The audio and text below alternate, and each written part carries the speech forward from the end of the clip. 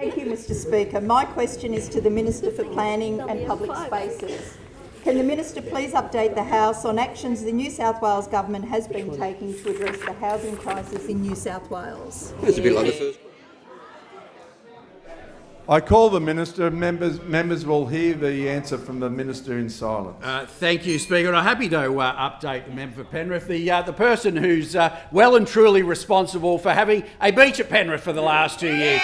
Visited by hundreds of thousands of people, never done by members opposite, Mr Speaker. But given the strong interest in housing today, I'm sure this answer will be heard in absolute silence, because members opposite know that we inherited a confused and confusing planning system from them, one that was so wrapped up in red tape that assessments virtually ceased. Average assessment times had blown out to 117 days. The timeliness of concurrences and referral needed improvement. And Mr Speaker, in surprising news, in many areas medium density housing couldn't even be built on land that was identified and zoned for medium density housing, let alone you try and build a dual occupancy or a terrace or a townhouse in many of the suburbs in Sydney, because councils had largely banned those as well. Housing types that were part of our housing past had been ruled out from being part of our housing future under their watch, Mr Speaker. It's no wonder New South Wales wasn't building enough houses. But Mr Speaker,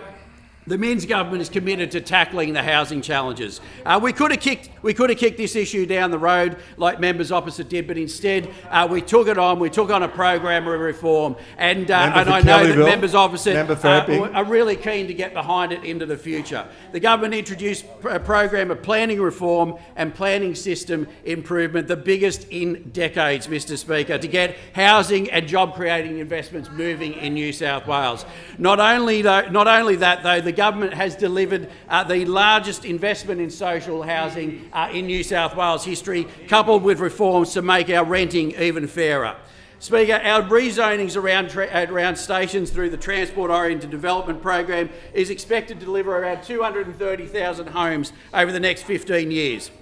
Our low and mid-rise reforms finalised last month will see more diverse homes built right across our state, from suburbs throughout Greater Sydney, from the Illawarra to the Hunter and the Central Coast, are expected to supply around 112,000 new homes for people over the next 5 years, Mr Speaker. The pattern book designs will provide certainty for those homes, well-designed, well-built homes, architecturally designed, and international design competition will lead that. Our infill affordable housing bonus scheme is helping to deliver not only more homes generally, but more affordable homes, Mr Speaker. More than 8,000 homes are currently under assessment as a result of that bonus scheme, including more than 2,400 affordable homes. But that's not all. That will help our health workers, paramedics, teachers, police officers and firefighters to rent at a subsidised rate in areas closer to the city. Minister.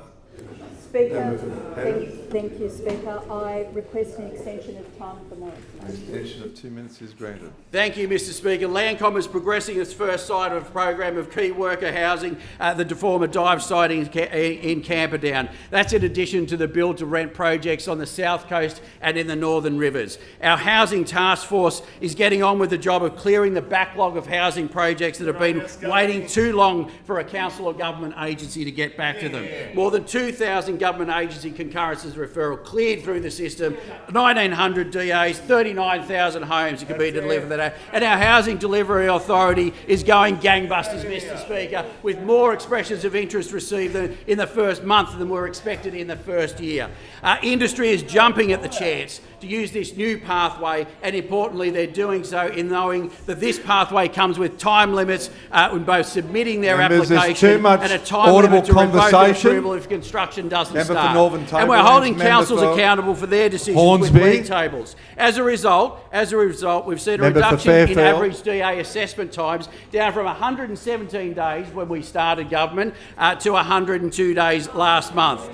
Things are starting to turn around with more than 72,000 new dwellings under construction right now and more on the way. In this financial year, there have been more than 70,000 development applications for new homes lodged in New South Wales. That's a 37% increase in the number of DAs lodged compared to the year before, and we're leading the nation now in that measure, Mr Speaker. More applications are under development, as I've already said, and getting ready to be submitted. There's clearly more work to do. There's clearly more work for this government to do. There's clearly more work for councils to do. There's clearly more work for members opposite to do to get behind a program of planning reform. But I'm heartened at the progress. New South Wales, Mr Speaker, is on its way to be the state of yes. Yes to housing, yes to jobs, yes to construction, and yes to better and more vibrant communities. City Four.